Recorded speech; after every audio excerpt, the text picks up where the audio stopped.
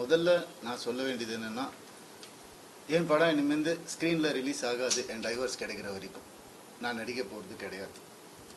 ஏன்னா என்னால் நடிக்க முடியல. எனக்கு நடந்த அவமானங்கள், தேவையில்லாத அவமானங்கள் என்னால் தாங்க முடியலை. அதனால் என் டைவர்ஸ் கிடைக்கிற வரைக்கும், என்னை சீண்டி பார்க்கணும்னு நினைக்கிற வரைக்கும் எல்லாருக்கும் இங்கே தான் இருப்பேன். வாங்க, சீண்டி பாருங்கள். இனிமேல் சாது கிடையாது நான். அதனால் என்ன நடக்குதோ பார்த்துக்கலாம். மற்ற விஷயங்கள், என் வேலை விஷயங்கள், அதை எப்படி சரி பண்ணணும் என்னன்றதை நான் பார்த்துப்பேன். இவ்வளோ நாள் என் கூட நின்ன உங்கள் எல்லாருக்கும் ரொம்ப ரொம்ப நன்றி. என்றைக்கு என் டிவோர்ஸ் கிடைக்குதோ, என்றைக்கு என் பர்சனல் லைஃப் சரியாகுதோ, என்றைக்கு இந்த சைபர் புல்லிங் எல்லாம் நிற்குதோ, எல்லாத்தையும் நான் பார்த்துட்டு தான் இருக்கிறேன். எல்லாம் எனக்கு வரும். எனக்குன்னு இருக்கிற ஒரு சில டீம் இருக்காங்க. மற்றவங்கள மாதிரி 25 பேர் கொண்ட குழுவெல்லாம் எனக்கு கிடைக்காது. நான் யாரையும் பர்சனலாக யாரையுமே நான் சொல்லலை. ஏன்னா இது மற்ற ஹீரோஸையோ இவங்களையோ அவங்களையோ எதுவுமே கிடையாது. சினிமாவுக்கும் இதுக்கும் சம்பந்தமே கிடையாது. இது என்னுடைய பர்சனல் லைஃப். சத்தியம் நிலநாட்டணுன்ற ஒரே காரணத்துக்காக தான் நான் குவைட்டாக இருந்தேன். எல்லாம் வருது. உங்களுக்கு சர்ப்ரைஸ் வெயிட்டிங்ஸ் இல்லதெல்லாம் வெயிட் பண்ணுங்க. கொஞ்சம் எனக்காக பொறுமையா இருங்க. அதான் ஃபெமினிசம். என்ன நினைச்சிட்டு இருக்கீங்க ஃபெமினிசம்னா? நான் யாரு? நானும் ஃபெமினிஸ்ட் தாங்க.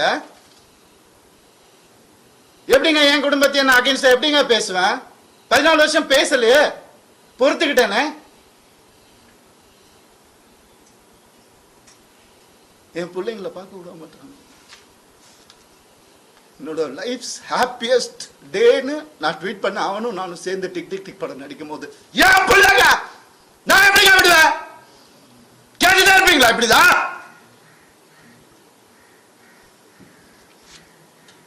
50 லட்சம் ரூபா தெரியுமா? 2 பேர் ஸ்கூல் ஃபீஸ். எத்தனை வருஷம் நான் கட்டி பார்த்துட்டு இருக்கேன். அவங்களுக்கு நல்ல லைஃப் கிடைக்கணும்னு. குழந்தைங்க பத்தி, என் பாசத்தை பத்தி பேசாதீங்க. உங்க யாருக்கும் எதுவுமே தெரியாது. டெய்லி நைட் உட்காந்து அவன் செஸ் கத்துக்கிறான். என் சின்ன பையன் டெய்லி உட்காந்து விளையாடுவான். அவன்கிட்ட தோத்து போவேன் நான். என்ன சொல்றீங்களா? குழந்தைங்க மேல அன்பு இல்லைன்னு பார்க்க விட மாட்டாங்க. போன் கான்ஃபிஸ்கேட் பண்ணி வச்சிருக்காங்க. ஸ்கூலுக்கு பாடி கார்டு அனுப்புறாங்க. என் பசங்க பார்க்கணும் இந்த வீடியோவை. தெரிச்சு தானே ஓடி வந்தேன் நான். அந்த லைஃப் பிடிக்கலன்னு இத்தனை நாள் இருந்தால அப்பெல்லாம் தெரியலையா? அப்பெல்லாம் பார்த்துக்கல. எவ்வளவு கோடியில வீடியோ கேளுங்க போய் வெளியில. ஈஸியாரே சொல்லும்.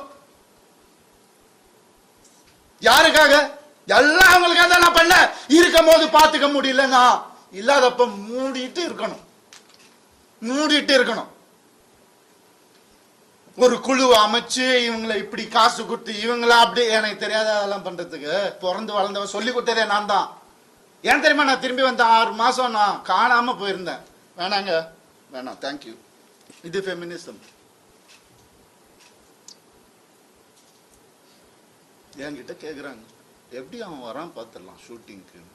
ப்ரொடியூசர் ஆகினதே நான். என்கிட்ட கேட்குறாங்க யாராவது பார்த்துருக்கீங்களா? குடும்பமா ஒரு எக்ஸ் குடும்பம் வந்து இன்டர்வியூவில் வர்றது யாராவது பார்த்துருக்கீங்களா? எனக்கே தெரியாது. சர்ப்ரைஸ் தான். வந்து ஏன் மாப்பிள்ள, ஏன் இது, ஏன் அது, எதுக்கு? நான் பாட்டுக்கு தானே இருந்தேன்.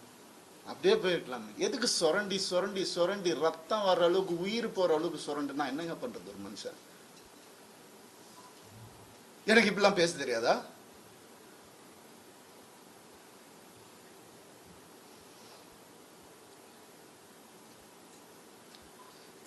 பர்டிகுலராக நான் சொல்லணும்னு நினைக்கிறது இந்த சைபர் புல்லிங் விஷயம். ஒரு பொண்ணு அனுப்பிச்சிட்டீங்க, ரொம்ப தேங்க்ஸ். அதுக்காகலாம் நான் இன்டர்வியூலாம் வைக்கலங்க. அவங்க எங்கே இருந்தாலும் நல்லா தான் இருக்கணும், அவ்வளோதான். வேறு எதுவுமே இல்லை. கெனிஷாவை காலி பண்ணி அனுப்பிச்சிட்டீங்க நீங்கள் எல்லாரும். சைபர் புல்லிங் உங்களெல்லாம் நான் சும்மாவே விட போகிறதில்ல. என் அண்ணனுக்கு நடந்ததுனால, தம்பிக்கு நடந்ததுனால நான் இதான் பண்ணுவேன். ஏன்னா நான் யாருன்னு தெரிஞ்சவங்க சில பேர் மட்டும்தான். நான் உண்மையாக யாருன்னு தெரிஞ்சவங்க எனக்கு சப்போர்ட் பண்ணுறவங்க. எந்த ஹீரோவாவது இன்னொரு ஹீரோவை பத்தி சொல்லுவானா அவன் மனசால கூட யாருக்கும் கெடுதல் நினைக்க மாட்டான். என் கார்த்தி சொன்னான். நான் யார் பேரையும் எடுக்க விரும்பல. நண்பன் பிரபுதேவா சார் சொன்னார். ஐசிர் சார் காப்பாத்தினார் எனக்கு. கொஞ்ச நாள் வீட்டை விட்டு நான் எதுவுமே இல்லாம வந்தவன். நான் இப்ப நான் வாடகை வீட்டுல இருக்கிறேன். அவங்க எல்லாம் நல்லா இருக்கு. நான் கோடிக்கணக்கான கட்டின வீட்டுல நல்லா தான் இருக்கு. எனக்கு தெரியாதா வெளியே போன்னு சொல்லி எவ்வளவு நேரம் ஆகும் எனக்கு? என்னங்க இதெல்லாம்? ஒரு மனுஷனை நிம்மதியா வேலை செய்ய விடாட்டி எப்படிங்க?